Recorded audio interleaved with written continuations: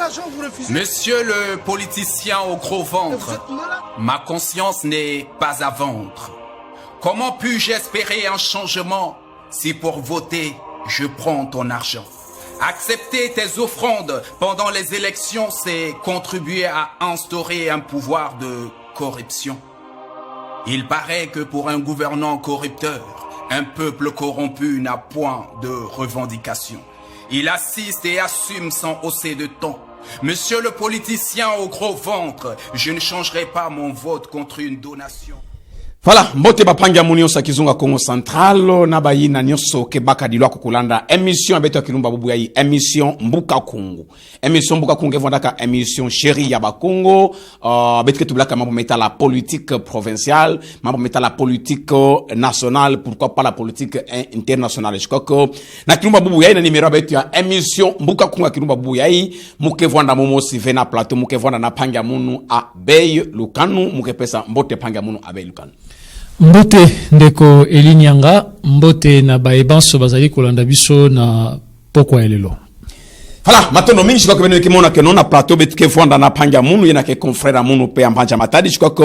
betike yamba panga betu mosu yani metu bakeno muke mukongo muke mwana ya Afrika muke mwana ichi ya République démocratique du Congo na yandi betike sorola mambo tatu ya ngudi 1 betike tubula mambo metala politique africaine et puis on nécessairement mettre la politique africaine peut-être vraiment mettre la les 30 juin 1960 na kilumba bubu yayi wap betume kuma et puis na chuka betume ko vraiment mettre la évolution ya parti politique nande betume ko ayina ndekana ko twadisa na kizunga ya Congo Central. Voilà, je crois que voilà ba betume tuba na tete ta mettre na émission ya ke kusonga yandi mos parce que mettre ba que non yandi toujours ki kulu ya ba africain ki kulu ya ba Congo na kisonga yandi mos benulanda nani yandikele na manima betu kibanda kuli andi ba biuvu na confrère munu kena muna plateau mbote panga munu mbote mbutanyanga mbote bampangi benalanda betu na bifulu nyoso bino kele na mbanza matadi sam na nini ve na beno nyoso bino kele na nzinga ya mbanza matadi tumepesa beno mbote tometombela beno penza kulanda mbote émission ya kilumbu abubu yayi na mambo ina ketubuka pe tuketadisa na beno na kati ya masolo kilumba bubu. Voilà, je crois que ngeke yo sema ngeke ko kutuba kikongo ongekwa na complexe fe. Memo na nge mosingi na buwa façon na futusila ba viu tange donc kikongo yake ndinga beto tokele bana matadi butukulu kudila pe bubu itoke na matadi donc toke sola mbote na ndinga kikongo samna nini ve kwenda pimwa findamu na kingala tukikwenda samu na kupesa kaka bapangi bana landa beto éclaircissement na masolo kilumba bubu. Voilà, je crois que mais ben me ko ane betu ke voanda un peu bilingue panga munu abei lukau ke voanda na ditilingala peut-être munu muke siamina ne mambo metala kikongo yina que ndringa betu il faut betu tombula. Voilà, panga munu je crois que ngele kisonga na ba kulu ya ba africain ya ba Congo kena kulanda ngenane ngekele. Matondo mingi bapangi bena landa beto bifu nyonso kumbwa munu yakele Mavinga Matuzei mukele mwana ya Congo Central mebutuka na Congo Central mekudila na Congo Central e na kilumbu yayi na bibulumbu yayi na mvula yayi mukele président fédéral ya kimvuka ya MCI Mouvement des Congolais Unis na mbanza matadi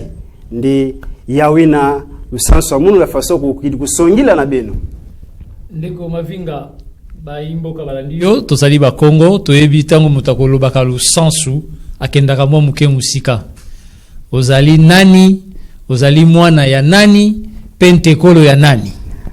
matondo mingi butalukao solo vraiment nazali mwana oyo na botami epai ya papa na ngai komona ye Mavinga nkwama non Luvila na yo nani kasi yango te nazoya yambona kende tenatuni parente Luvila na ngai matondo mingi nazali mwana kuna na kimpanzu nazali mokonzi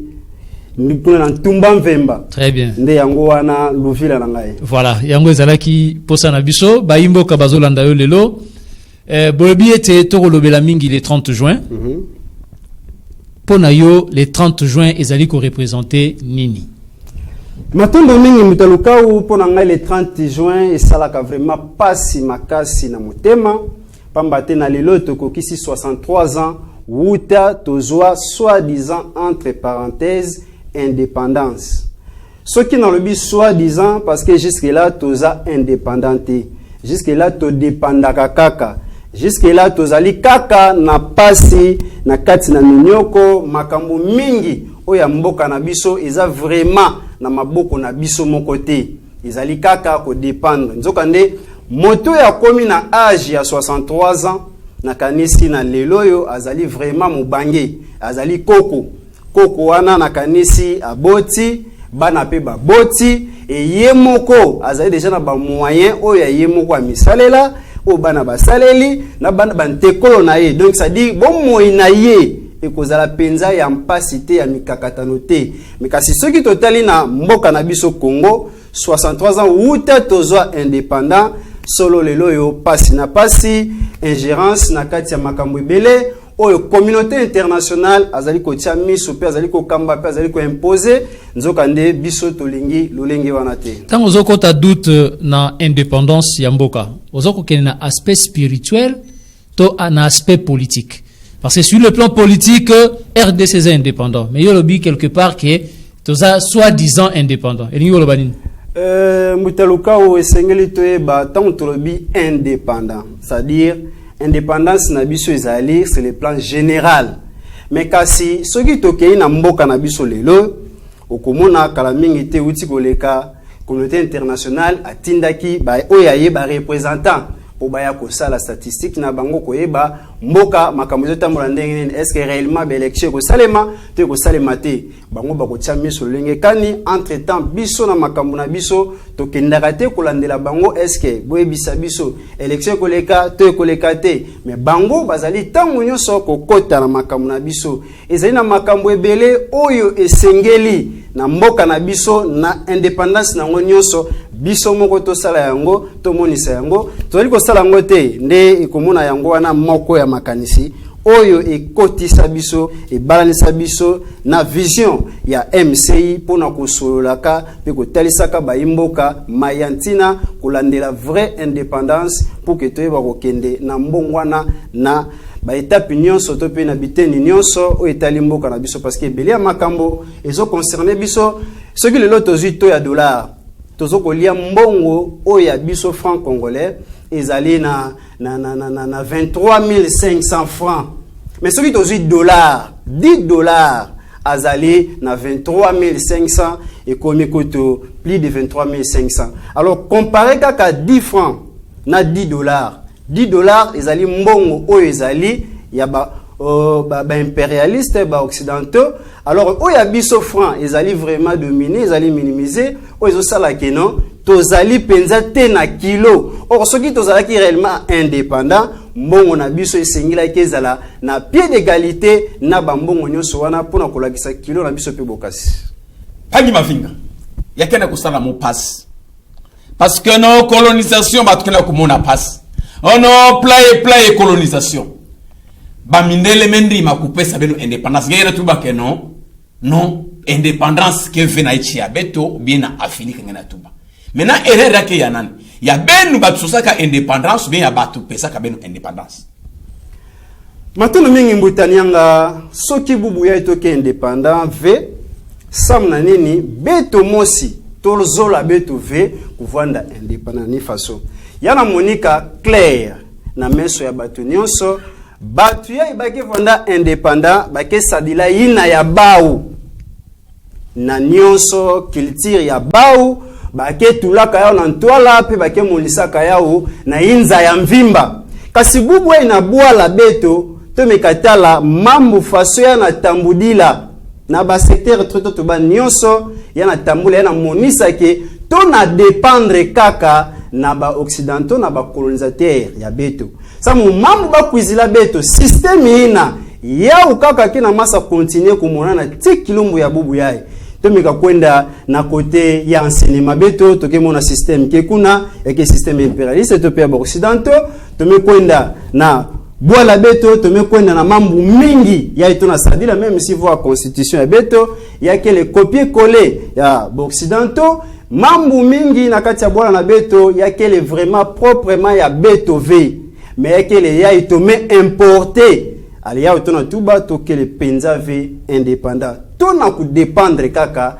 na yina yakele ya impérialiste ya ba colonisateur ba me changer kaka forme na c'est système ina qui na continuer ye mwana na tango indépendance bakulu tope ba mbuta beto ba sosaka kifumu ya vutuka na beto mosi ba congolais beto mosi bana bwala mais kasi tango kifumu me vutuka na beto na place to sadila yina ya beto en totalité mais kasi to me baka dia ka to me vutusi la ba somme ka kwenda na kusambila bubwaye to na dépendre na religion ina quel étranger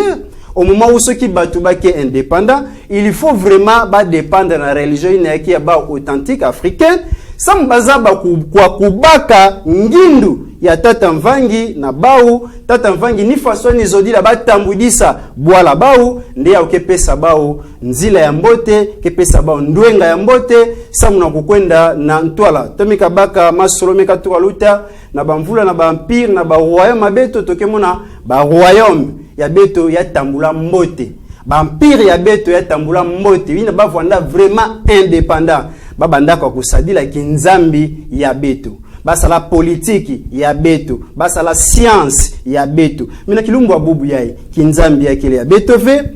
politique ya kile ya betove science ya kile ya betove dans ça dit que non nyonso ya kile importé nyonso ya kile ya kinzenza alors ni façon toke tuba ke toke indépendant réellement toke indépendant ve pangi nyangi Pagi mafinga umela na ngeke ngemendi mako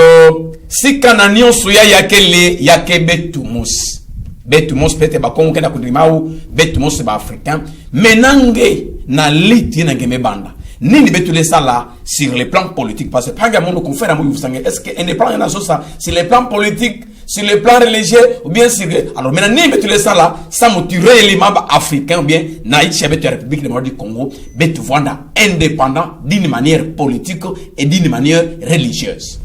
Maintenant, si nous sommes vraiment indépendants, il faut premièrement to vutukila ina ya beto kikulu. To vutukila ina ya beto kinzambi. To meka vutukila ina beto kinkulu, ina beto kinzambi. Ya kepesa beto ngolo. Ya kepesa beto force, na spiritualité, na religion. Tant que tu me vutukila ou tu me sambila ina ya beto, kepesa beto ngolo, to ke baka ba inspiration, to me contacter na ina ya beto. Samna nini panya musoki be no beno fetiza bambote, bubu ya isoki na bwala beto, mutu ya itelema, samuna kunuana entre guillemets, samuto baka indépendance ya kile mfumu kimbangu. Mfumu kimbangu nde nuana ni telema, samuna kusosa kukuka ina eke kinzenza kuvuandisa ina ya beto ndena liti na mfumu kimbangu ani telema ani butukila na Congo Central ndebo si source ya mambo nyonso Congo Central. Alors mfumu kimbangu avant indépendance to vanda kaka na ba dirigeant ina ba vanda mindele mais kasita mfumu kimbangu metelema ana noa na kindu ndebo si éveil ya bako ya abako ya kuiza ya salake bubu yai to kwenda na table ronde samuna kubaka indépendance malgré avoir raté. Alors tango fumu kimbangu metelema fumu kimbangu pesaka ligne nandi yina beto to foti landa sameke spiritualité ndio ke tambuisaka politique. Alors tango amepesa programme nani le 10 septembre na Mbanzansanda amepesa programme nani faso foti tambudila mais na réalité ya programme ina fumu kimbangu pesa na bubu yai yana tulama na place V. Alors soki tome baka tome landa yina fumu kimbangu kuizila ka beto tome contacter na yao ya kepesa beto ngolo na côté ya politique sa muto eza ba ku diriger bwala beto na faso ya me fwanina ndebosi yina côté ya Afrique samu ya pesa susu ya pesa diaka batu ya science ndwenga penza ilu samu baza bakusala mambo yina mefwanakana na ina ya beto bwala na ina ya beto inti mais samu na kubula diaka nsoso ya ngolo na kutala parametre na lulwa kuina mfumu kimbangu kuizilaka tibubu ya itotula OTTV en pratique même si Congo Central province chère ina mfumu kimbangu ani butukila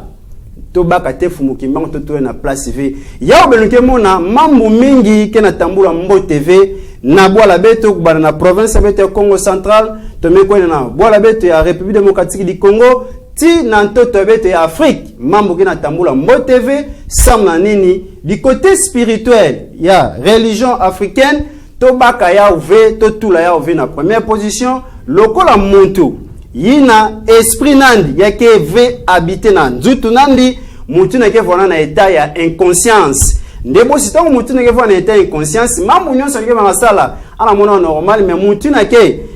anike anormal mais mutu na ke normal ana mona normal ve totalement automatiquement ame monika kilau alors kilau anike vonda na luzingu pe anike kudiaka anike kunwaka anike salama munyoso batuke salama na état ya inconscience nzoka nde photo vutula yina ya beto esprit na nzutu na beto ba africain ba congolais pe ba Congo sa mutoza ba kutambwisa nzutu ya beto mbote toza ba importance ya boala beto ya environnement na beto ya province ya beto. Voilà, ina mulenda katubila bino ndeko mavinga bolobi mwa mingi soki tolandi malamu olobeli mingi Fumu Kimbangu komba na ye pona indépendance ya Congo et salama na 1960 malgré bino bozoko tango toujours doute bolobi ke toza toujours na indépendance te procédure nini sengeli na biso kolanda biso ba congolais particulièrement et kokota nango na sima na Afrika pour que tokoma totalement indépendant. Maintenant, nous avons procédure où esengeli tolanda poto koma vraiment indépendant, ezali simple. Ezali kaka kolanda kokisa o elingi tata keli kona se. Tata keli kona se alingi nini pona biso ba africain, alingi nini pona biso ba congolais, alingi nini pona biso ba Congo, alingi to respecter o ezali volonté na ye. Volonté tata mokeli ezali nini? Zeralan, tambo lobi tata mokeli. Père créateur. Sa religion anani? Père créateur. Ya Nzambe. Ya Nzambe. Okay. Tozolo ba nepande koluka una lingala tata mokeli. Soki toyepa tata Nyanza. Nyanga bolimbisi tokoloba tata mvangi. Alors okay. Na cadre wana tokokisa volonté ya tata mokeli. O ezali nini? O ezali biso ba africain na tango o tokotaki na pasi na minioko tolelaki epai ya tata mokeli na kosenga ye intervention tata mokeli amonaki ete ya solo penza tozali na pasi atindeli biso représentant na ye o ezali Fumu Kimbangu parce que Fumu Kimbangu azali Fumu Kimbangu aye pona ba congolais kaka Fumu Kimbangu aye pona ba indo pona ba africain. Est-ce que vous êtes sûr que discours na yo soko memi on a Sénégal batu ba ondima yo que pour Sénégal s'est développé et comme totalement indépendant faut bandima Fumu Kimbangu pona nini te ba kondima Fumu Kimbangu pamba te yande azali mokonzi batinda minyonso Fumu Kimbangu yende atinda mi patata keli kona se pona aya kosikola baindo aya kobikisa baindo alors lokwa Fumu Kimbangu azali pona baindo nyonso ye wanande même si toke na Sénégal toke na Nigeria toke ye sika nyonso tokomona ete moto bango azali likolo ya batinda minyonso ezali Fumu Kimbangu wana ezali eyano na kopesa donc pour RDC et comme totalement indépendant ba Christu baza la société batu nyonso ba koma kolanda Kimbangu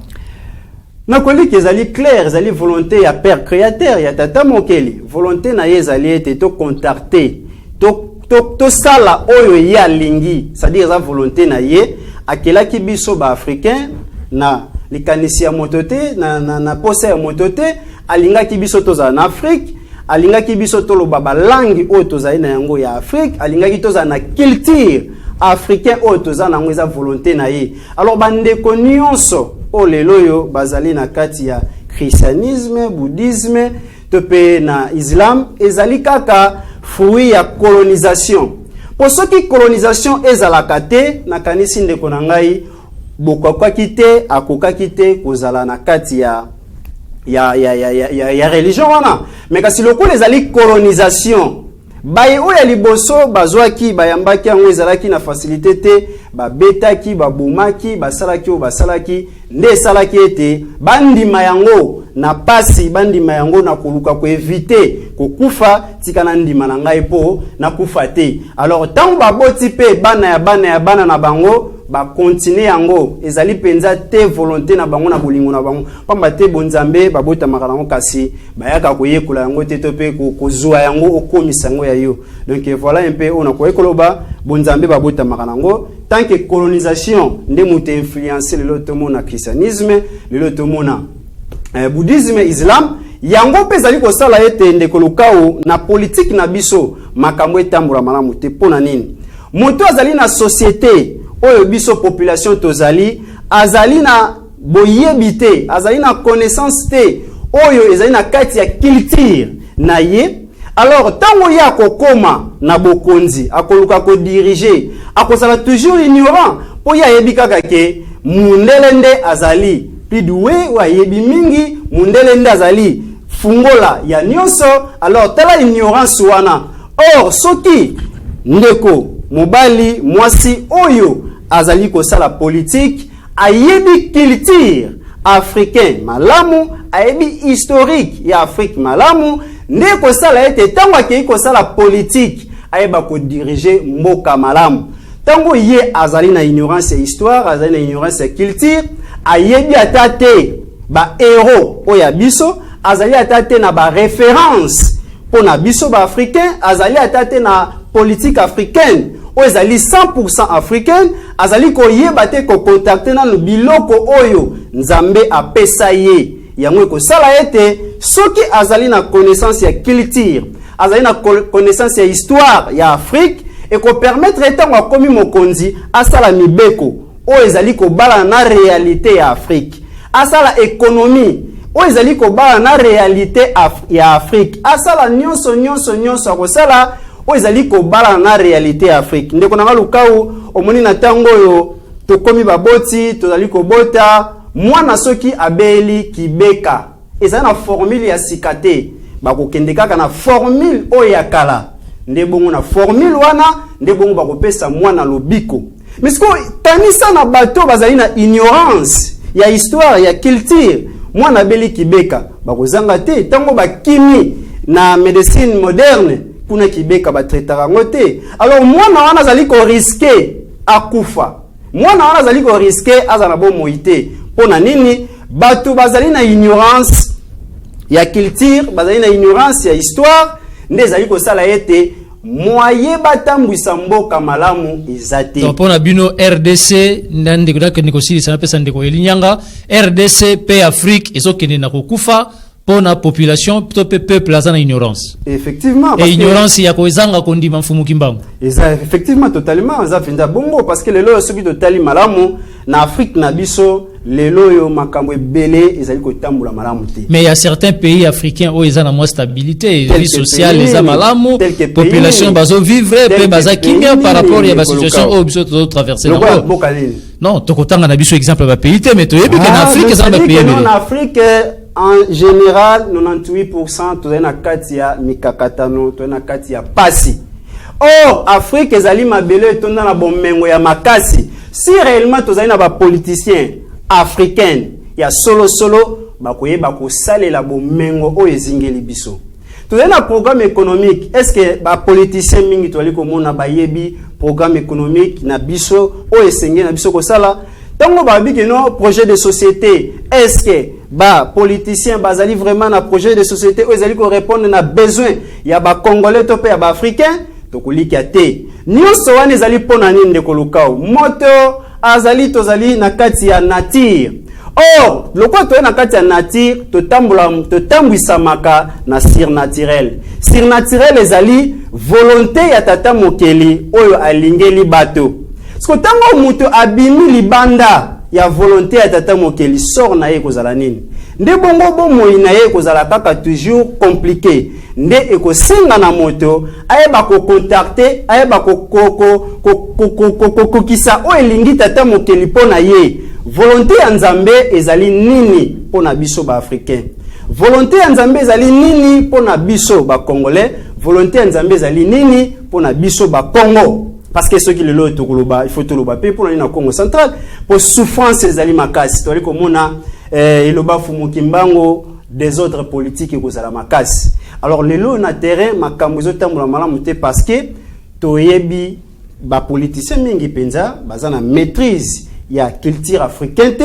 bazana maîtrise ya histoire ya Afrique te bayebi atate ndenge nini ba a royaume na biso etambolaki bayebi atate ndenge nini ba empire na biso etambolaki alors lokola bazali na ignorance wana bazali koyeba kotambwisa mboka malamu te e yango ekotisa biso na kati ya vision pe makanisi ya kotala na MCI atako tokomina nukuna te po bomoninga malamu tozali vraiment wana na oya biso efiji MCI vision nango idéologie nango emonisi penza ebalalini na lolenge oyo elingi politique africaine na kolanda idéologie ya ba héros na biso ya Afrique lokola Mbuta Lumumba na Congo na biso soki tokei libanda ya Congo tozali na Mbuta Sankara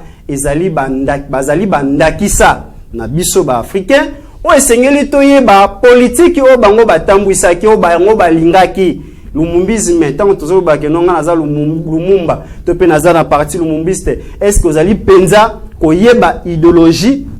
ya fond penza ya kati o ezali ya Mbuta Lumumba tango lobiki nga nazali Sankara est-ce que ozali koyeba idéologie fondement pe bongo baline ya Mbuta Sankara nde bongo na kati ya MCI vision na biso tozali kolanda idéologie ya Mbuta Lumumba ya Mbuta Sankara nde pesi biso penza ebalani na makanisi pona koya na MCI na kolika na MCI loko tozali pe pembeni ya mokonzi mboka tokoluka tango nyonso kopesa makanisi pona kosunga kotombola mboka ekende liboso yangwana nezali suwe pe susi na biso lokola tozali na kati ya lisanga moko ya union sacrée pona kotombola kaka pena koluka bolamu ye kuna tokei bomoni malamu mokonzi mboka apesi lokumu epa ya mfumu Kimbangu na mokolo ya le 6 avril o ezali mokolo oyo bato bakokende mosala te bato bakosala mosala te me bakofutama na suka ya sanza nde bongo ezali penza longonya pona mokonzi mboka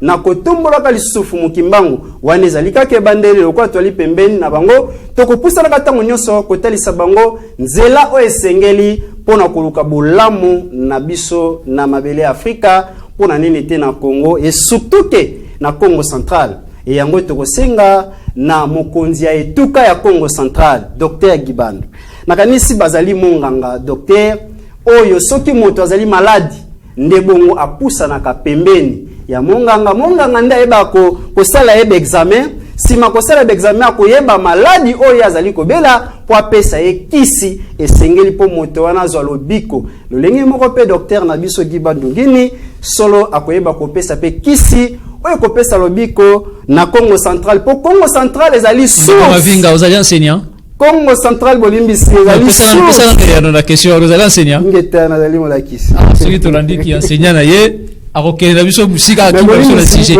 ko elinyanga attaque question Congo central ezali source oyo eli biso bomoi ezali fumu Kimbangu Congo central ezali bongo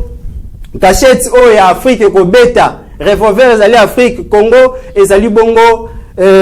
na lolenge oyo binyo boyebeli esengeli na biso toyeba ko comprendre malamu lokola source ezali Congo central nde esengeli tozala modèle Congo central esengeli tozala ndakisa kolandela mabongisi nyonso oyo kotombola mboka na biso Congo pe kotombola Afrique na biso lokola Congo central ezali source ezali bandeli nde bongo esengeli na biso tozala mayele po soki to continuer na lolenge oyo tozali kotambwisa Congo central ekozala bato ya liboso to pe province ya liboso oyo kosibir penza pasi kolandela ignorance ya kozanga kotombola mfumu Kimbangu kotia esika na ye pamba te mfumu Kimbangu abotami na Congo central azali pona bayindo nyonso mais kasi soki to ye pa mfumu Kimbangu to contacter mfumu Kimbangu to luki kozwa mayele pa mfumu Kimbangu nde bongo ikopesa mbongwana nde ngwe kokene na Congo pe na Afrique mobimba hangi Mavinga ngeta ngese laisse contenir revers parce que yana tubila betu historique Kimbangu bafondaka na bapadi Kimbangu batoma kanja Kimbangu ba kipamvita bakepe na fondaka na lika bao mais place ba mindele mebika kifumu na Afrika beno kuma ba indépendant ba Kimbangu yene ngena tuba ba mebaka un chrétien ba mepesa kifumu yake fait contradiction ba ngena tuba kasa fu fondaka chrétien mutanyanga fwetiz benge une fwetizaba mutakasa vu bwani vanda préparer ke yani fwani vanda fumu mutakasa vu bapesaka yani examen yina kena monisa ke yani futi vwanda mfumu mekasi ya vwanda na mambo ya lutavana ya trahison ya ngolo tangu bame yivusa mbutakasa vubu na religion ya kindombe na religion ya mundele nini ngenge mepona yeke sadila na yao automatiquement trahison kuizaka tangu mbutakasa vubu mepona religion ya kimundele nde mambu place ya bebilaka ya wina so ya niveau déjà préparé à niveau na fumu mais lokola ni kwendaka kupona ya misala raté alors fumu kimbangu continue ke litinandi na kukwenda dia kwa kulamuisa éveil ya conscience na Congo central na bangunza kukwenda na Afrique ya na tabeto na ba conférence tito mekwenda na kubaka conférence de Berlin ya mekwenda pesa beto indépendance bubwa itome kuma na kasavuba mepesa mevutula dia mambo kuna na mindele ya pesa kapasi mais lokola mfumu kimbangu kele vana samu na solution ya beto ani continue kutindila beto baina ya yandi samba kuiza kukatula beto na ignorance ndebo stoke monaka tangu nyonso bantu mwa ya mfumu kimbangu bakele vana samu na kutadise beto to landa mfumu kimbangu samu na mfumu kimbangu ani pesa programme du côté ya politique ani tubaka ba fumu faso bakele utila alors le mfumu kimbangu zabaka déjà avant kasavubu mamu faso ke vandila pendant que kasavubu ke vana mamu faso ke vandila ni prévoyait que déjà après absence ya kasavubu tina kilombo ya bubuai tokele na programme ya mfumu kimbangu ndeyao yana lomba na beto na Congo central to jouer rôle ya beto na faso ya mefua na kana bubuai toke beloke nemvuka mu lancer message na le gouverneur excellence ya vrai beme tambula ya vrai beme kwenda na nkamba ya vrai beme consulter bane Congo mekasumu ke lomba na beno consulter dia ka bambutazi Congo ina mumetu bila beno consulter bambutazi Congo banani ndwenga penzailo banani ina bambutazi Congo bakele bato e bakele na authenticité purement africaine congolaise ndeba okepesa dia ka dilwa ku ya mbote samu na mfumu keso saka ka mbote tel que nani par exemple ya bola beto tel que nani toke monaka tangu nyonso bambutazi Congo yina bakele na nzailu na mbakusu na ndwenga ya Congo pe bosi ya Afrique toke na mfumu kusu kia muzala mpana ngola ni songi ya nzila bao bakele vana samu na kumonisa dia ka nzila alors nzila yina beto tona tambula ya mbote ekele résultat no ekele faso alors lokola résultat ke mbote v tolanda yina kele na dilwako kena sala continuité ya œuvre ya mfumu kimbangu bawina mfumu kusu kia mzala mpana ngola bakepesa beto dilwako nzailu samna kusoba pe na kubongisa ina ya beto bwala samna nini ve ntoto ya beto ya Afrique paka bunu mafinga mekimbangu ndibina kajezi no mbutanyanga fumu kimbangu ndimina ka Jésus ve sokeni ndimina ka Jésus kimbangu ndiko no église de Christ par son envoyeur spécial kimbangu ndimina ka Jésus ina ekele mese pétillon nde mutu mepesa kumbu ina église de Jésus-Christ sur la terre par son envoyé spécial Simon Kimbangu pétillon premier gouverneur ya mundele ina ya bwala ya Congo bawina nde mutu pesaka kumbu ya église Kimbangis, église de Jésus-Christ sur la terre par son envoyé spécial Simon Kimbangu mfumu Kimbangu soki bakanga kayande ya vwanda ka samu ya vwanda message contraire ina ni vwanda yao avant le 6 avril avant le 6 avril mfumu Kimbangu vwanda catéchiste ina ni banda te ya batu malongi na Bible mundele kangaka neve ani tufeke neve mais après le 6 avril mfumu Kimbangu banda tadisa batu volonté ya tata mvangi ina ya salake mambo ya sobakana mundele memona babeka bika muntu yai façon atambudisa place abeto ke vwanda ve sa mundele busafu mukimbangu ngeke na mbongo ve me bato ngina lomba bato ngete mika bikila nge bao ninge kesa na bao anto muke na ntoto lokola muke na ntoto c'est que muke na possibilité ya kusansa bato ben na beno mkwizane kele ve sa mona kumba Simon Kimbangu ngekendri mako ba chrétien so kendri mabene parce que d'abord benu ngele to betu mo relation benu ya kusu njala pana ngena tanga aona batu ya église de noir ni façon ya quelle relation ke mbote ina beto dénominateur commun ke fumu Kimbangu ina tata beto na kati na inzo toke na mwana tete mwana zole mwana ya iya mwana kena mavanga nandi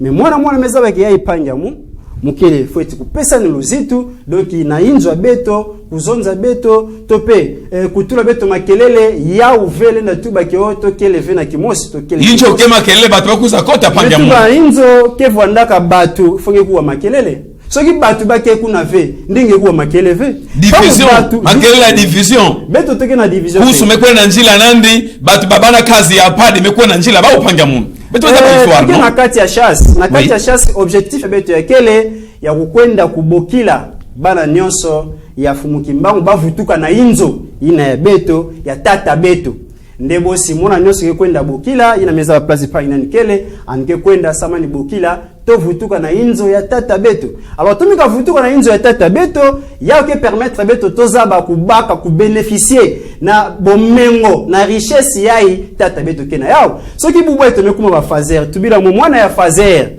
est-ce qu'ange vona luzinga mbote ange budia mbote angele ka mbote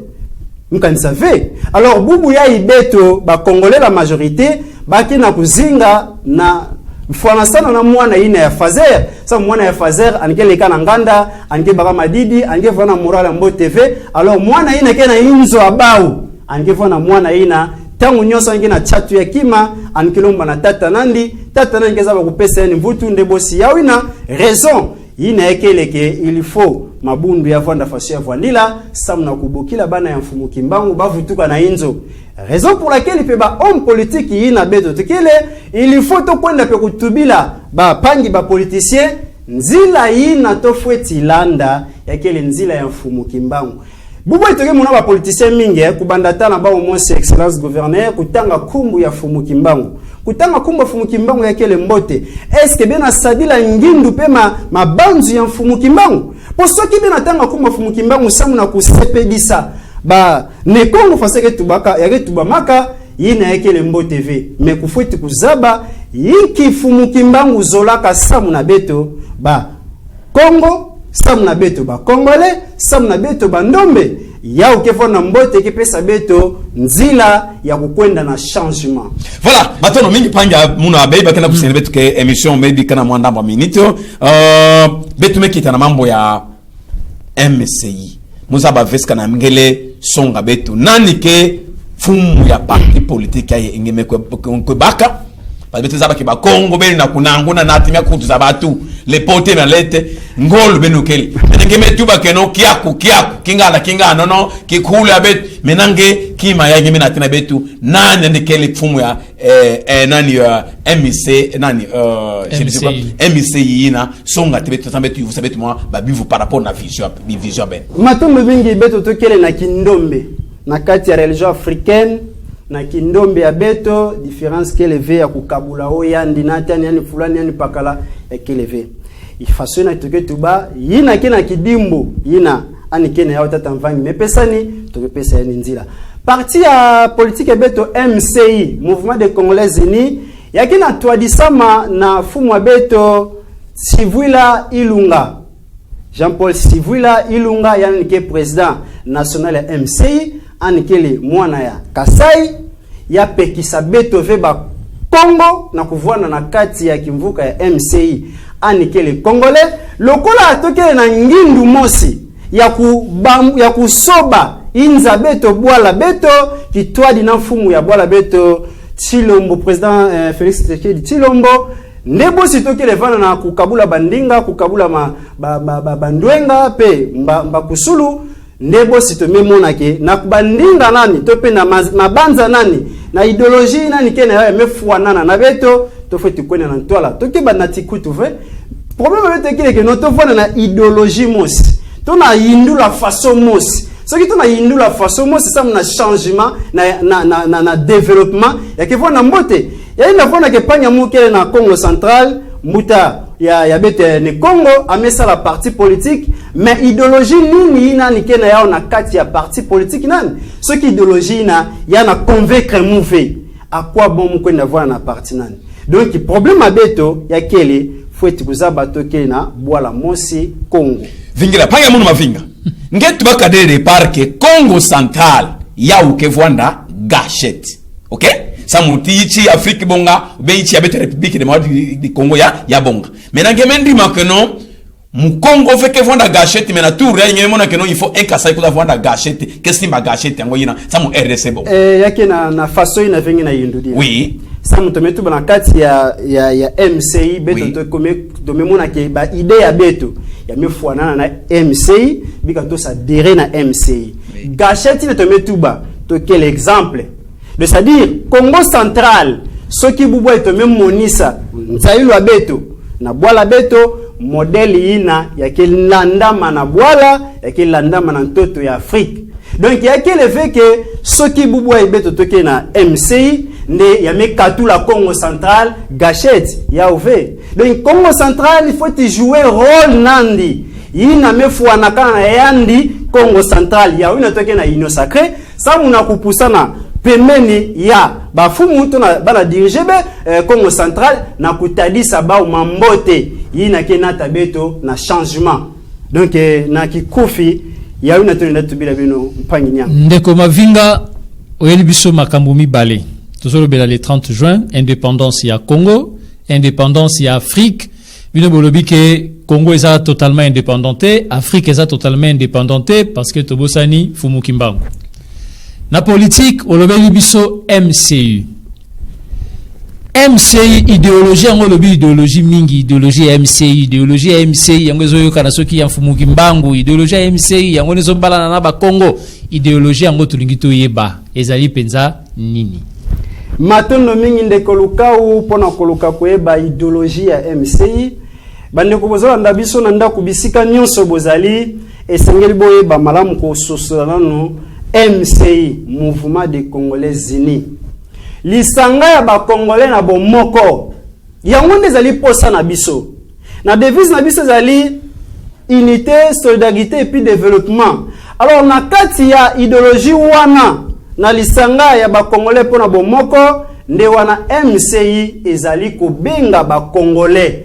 na bomoko poto kende kozala ko solide et puis to kende ko développer oya biso mboka pour ceux qui tozali na bomoko te to kozanga bokasi parce que balabi union fait la force tango tozali ko panzana solo penza tozana bokasi te mais sango tozali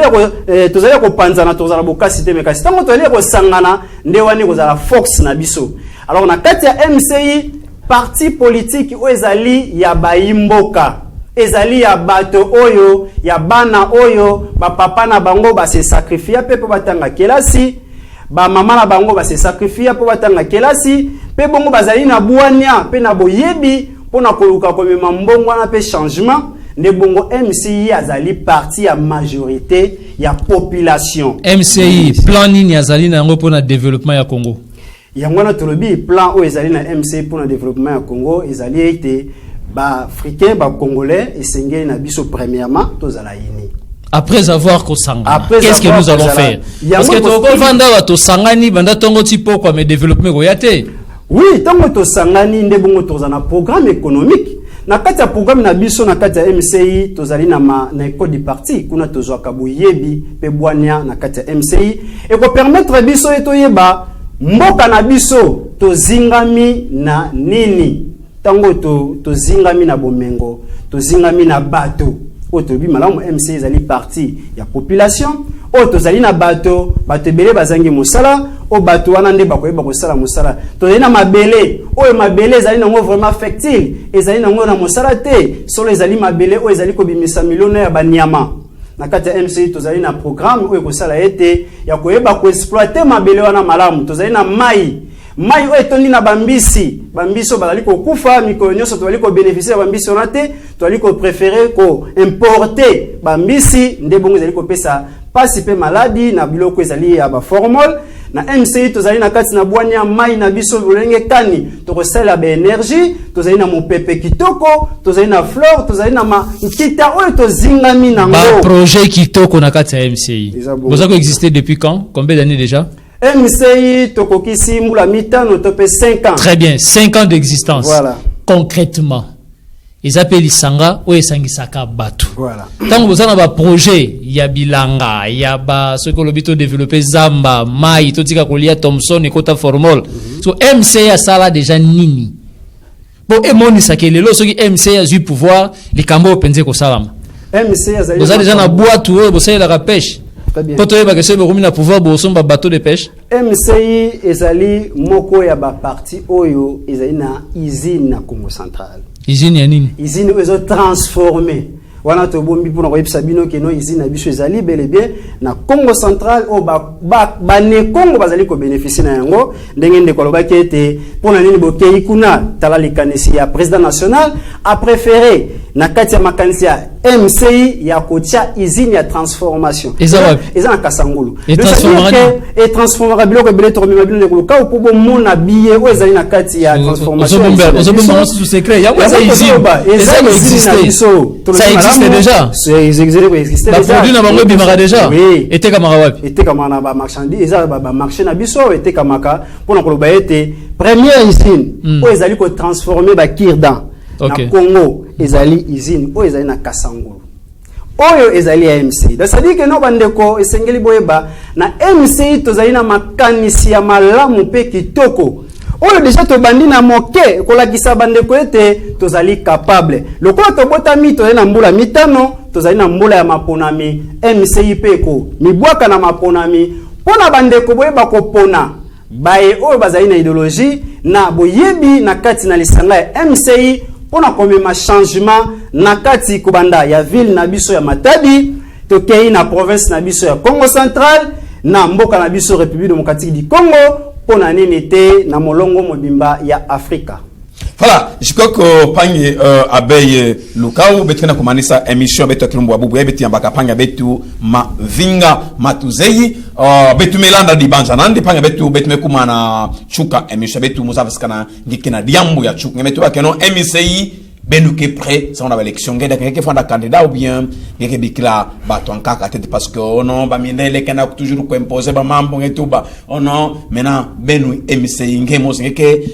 ki fanda na course ou bien benu bikla te benuke ko tarte bato en kaka basalate ya wina objectif ya beto ya parti politique ya kile ya kubaka kifumu na kuzaba kulunda ya mbote de ça dit tant que kuiza na MCI na vision ina toke nao na ku changer boala beto na connaissance ina toke nao ya culture africaine na histoire ina connaissance ya histoire toke na yao ya Afrique pe ya Congo ndebo sike permettre beto tozaba ku diriger boala mbote samna nini soki ya mingi na boala beto baina babaka ba election baluitelo kola ba honorable kasi batambwisa boala mbote TV samba keleve na connaissance ya histoire na beto bakeve na connaissance ya culture na beto yao mesala ke ata me kwenda na assemblée nationale lokola ni kevi na connaissance ya culture africaine na histoire connaissance ya histoire Afrique anike sala kima mo CV ndebo si sam ku diriger mbote boala Congo sam na ku diriger mbote Afrique pe Congo Central ngefweti kuvwanda na ndwenga na nzailu ya histoire africaine. Pangi mavinga beke vonda candidat bengi ki vonda candidat. Beke vonda candidat national ya Mbanza Masivi ndebo si samna kwenda na Assemblée nationale kutadisa bansiku yina mefwanakana samna kutombola ina beto bwala. Mgevonda candidat national, députation nationale na ville portière ya Matadi. Matono mingi pangi mavinga samonge mko répondre na invitation ya beto kilumba bubu ya ina émission beto mboka kungu matono na panga munu abeye lukau. Merci ndeko Elinyanga na émission oyo, merci na ndeko Mavinga bayi mboka bana Congo démocratique o bokolanda biso totondi bino matondi émission na bino mboka kungu biso tokolekisa yango na entrevue na Family Group Télévision. Merci. Voilà, autonomie sikoko na bapanga betu kusabaka dibanja kulanda betu betu vona kitwali na confrère Abei Luka Mutubakau betu ya bakapanga betu Mavinga Matuzei yina que président fédéral ya kivuka ya MCI betu kuwa mabanja nandi samutichi ya kwenda na ntwala pi continent d'Afrique betu ya kwenda na ntwala matona panga munu RVM na vona kana régie matona panga munu gos vona kana ni makamera betu kutana bilumuke kuiza na numéro kaka ya émission betu émission Mbukaku. Ciao. Monsieur le politicien au gros ventre, ma conscience n'est pas à vendre. Comment puis-je espérer un changement si pour voter, je prends ton argent? Accepter tes offrandes pendant les élections, c'est contribuer à instaurer un pouvoir de corruption. Il paraît que pour un gouvernant corrupteur, un peuple corrompu n'a point de revendication. Il assiste et assume sans hausser de ton. Monsieur le politicien au gros ventre, je ne changerai pas mon vote contre une donation et confisquer l'avenir de ma nation.